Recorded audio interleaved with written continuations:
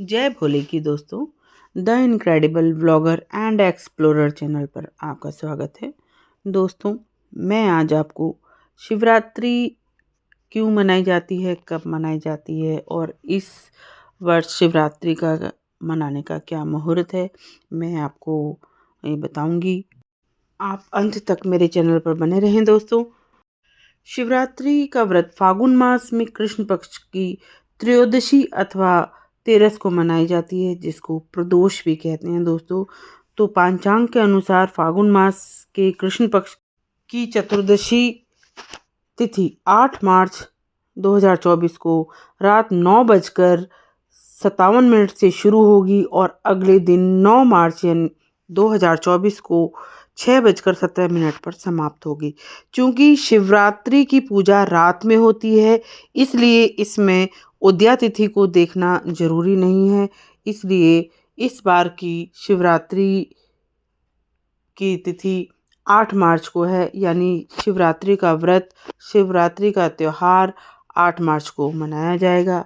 धार्मिक मान्यता के अनुसार भगवान शंकर इस दिन संपूर्ण शिवलिंगों में प्रवेश करते हैं, इसी कारण इसे शिवरात्रि कहा जाता है।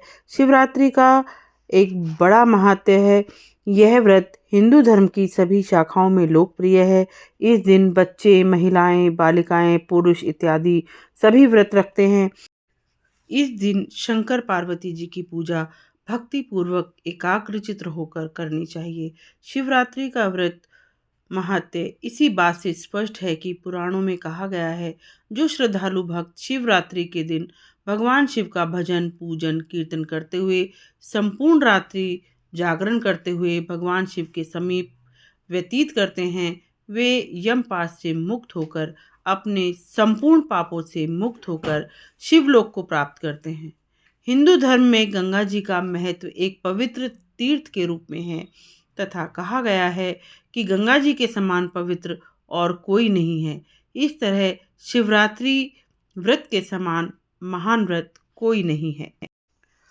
शास्त्रों में यह भी बताया गया है कि महाशिवरात्रि के दिन भगवान शिव का रुद्राभिषेक करने से सभी प्रकार के कष्टों से मुक्ति मिलती है। इसके साथ कुछ विशेष चीज़ों का भी उल्लेख किया गया है, जिनके प्रयोग से अभिषेक के दौरान लाभ मिलते हैं।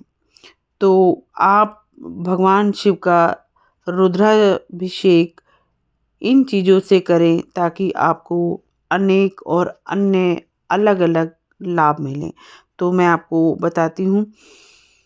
शास्त्रों में बताया गया है कि महाशिवरात्रि के दिन भगवान शिव का जल से अभिषेक करना चाहिए। ऐसा करने से महादेव जल्द ही प्रसन्न होते हैं और सभी मनोकामनाओं को पूर्ण करते हैं। आरोग्यता और सुख समृद्धि के लिए कुशोदक से शिव जी का रुद्राभिषेक करना चाहिए। इसके साथ भवन या वाहन के सुख के लिए भी दही से महादेव का अभिषेक करें। धन, समृद्धि और माता लक्ष्मी का आशीर्वाद प्राप्त करने के लिए भगवान शिव का गन्ने के रस से रुद्राभिषेक करें। इसके बाद आर्थिक क्षेत्र में आ रही समस्याओं को दूर करने के लिए शहद और घी का अभिषेक करने से भी लाभ प्राप्त होते हैं। तीर्थ स्थानों से रुद्राभिषेक करने से व्यक्ति के अक्षय पुण्य की प्राप्ति होती है और मोक्ष के द्वार खुल जाते हैं। साथ ही दूध में मिले शक्कर से महादेव का अभिषेक करने से लाभ प्राप्त होता है और बल बुद्धि में वृद्धि होती है। रुद्राभिषेक का क्या महत्व है, ये तो मैंने आपको बताया है कि कैसे कैसे करना चाहिए। तो अब इसका महत्व क्या है वो भी मैं आपको बताती हूँ। शास्त्रों में बताया गया है कि भगवान शिव का रुद्राभिषेक करने से व्यक्ति को बल, बुद्धि, विद्या और ऐश्वर्य की प्राप्ति होती है। ज्योतिष शास्त्र में भी रुद्राभिषेक को महत्व देकर विस्तार से बताया गया है।